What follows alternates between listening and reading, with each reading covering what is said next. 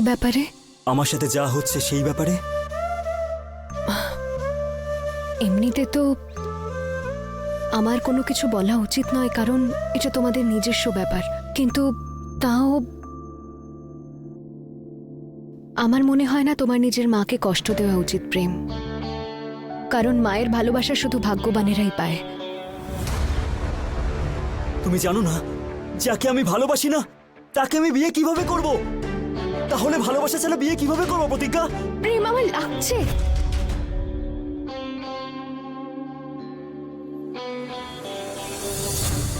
প্রেম, তোমার মা তোমার জন্য যা কিছু করছে সেটা তোমার ভালোর জন্য করছে, কারণ উনি তোমাকে ভালোবাসেন।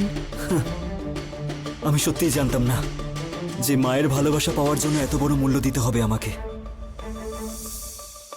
প্রেম, মায়ের ভালোবাসার মূল্য কে চোকাতে পারে? কিন্তু আমাদের নিজেদের গুরুজনদের প্রতি কোনো তো একটা কর্তব্য থাকে, আর সব পরিস্থিতিতে সেই কর্তব্য পালন করা উচিত। যদি বিয়ে কর্তব্য হয় তাহলে ভালোবাসা কি প্রতিজ্ঞা?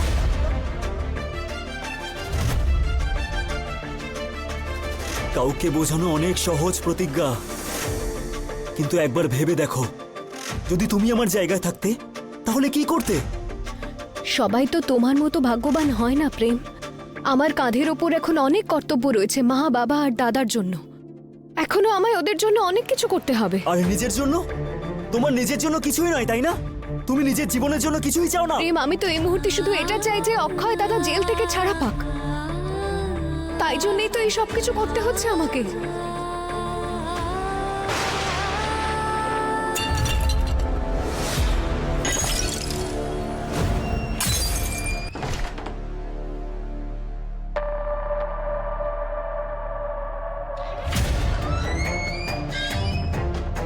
প্রেম, এটা কি করলে তুমি?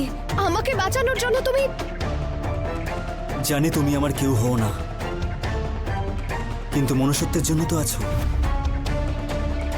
কিন্তু তোমার পেট থেকে কত রক্ত বেরোচ্ছে। এসো, বসো বসো এখানে, চলো। হে মহাকালী, এত রক্ত!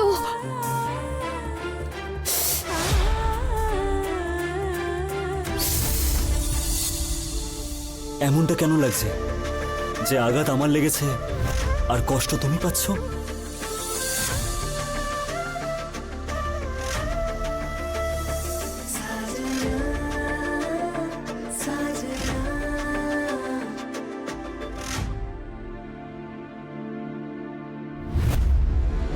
তুমি যাও এখান থেকে প্রতিজ্ঞা, আমি ঠিক আছি।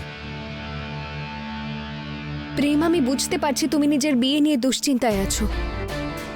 তুমি আমায় জিজ্ঞেস করছিলে না যে আমি যদি তোমার জায়গায় থাকতাম তাহলে আমি কি করতাম? তো যখনই আমাদের জীবনে এমন কিছু ঘটবে যেটা আমরা বুঝে উঠতে পারি না, তখন আমরা সবকিছু মহাকালের উপর ছেড়ে দিই। কিন্তু আমি তবুও তোমাকে বলবো প্রেম, যে যা করবে সেটা নিজের মায়ের খুশির জন্য করো।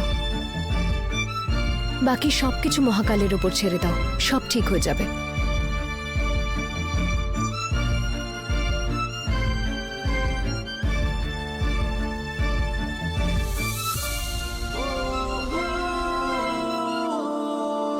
প্রেম,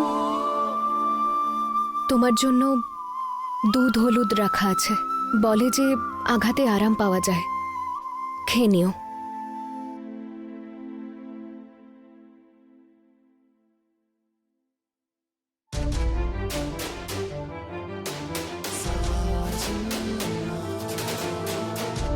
ওর কথাগুলো শুনে তো এমন মনে হচ্ছে যেন ওর মনে আমার জন্য কোনো ফিলিংসই নেই, কিন্তু তারপরেও জানি না কেন কেন ওর আমার সব কথাগুলো এত ভালো লাগে। মহাকাল, এই কি সম্পর্কে আমি আটকে পড়ছি? আরে, এ কি হয়েছে? হঠাৎ করে কি হলো তোমার? আরে দিদি মেঝেতে অজ্ঞান হয়ে পড়েছিল। ভালো হয়েছে যে আমি সময় চলে এসেছি। মনে হচ্ছে অনশন করার জেদে দিদি সুগারের ওষুধটাই খায়নি, তাই অজ্ঞান হয়ে গেছে। আন্টি, আন্টি প্লিজ উঠুন না।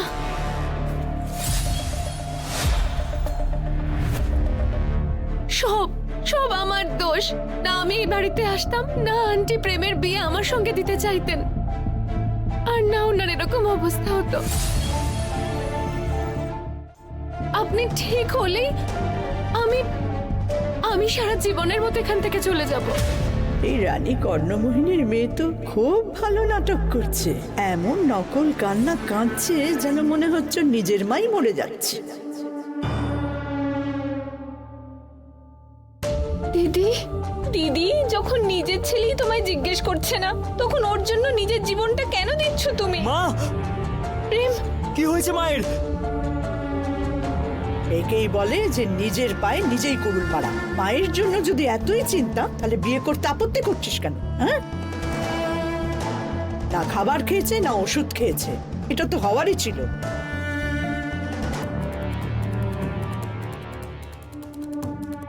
মা, প্লিজ জলটা খেয়ে নাও।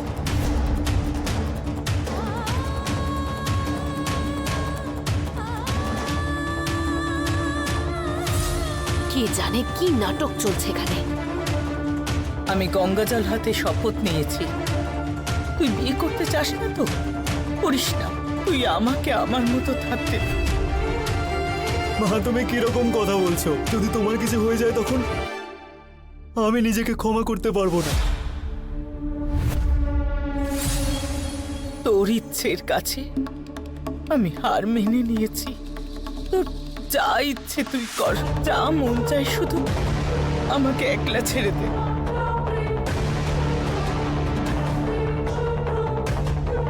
মা, তুমি এটাই চাও তো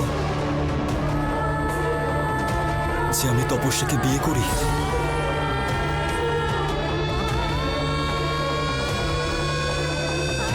ঠিক আছে মা,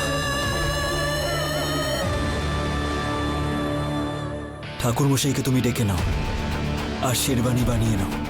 কালকে বিট্টুর সাথে সাথে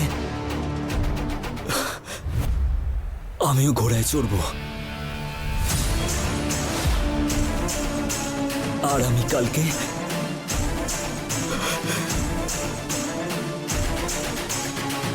তপস্যাকে বিয়ে করব।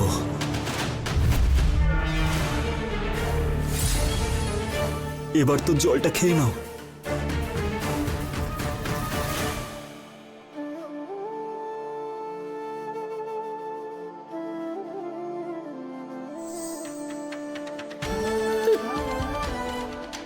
তুই সত্যি বলছিস তো?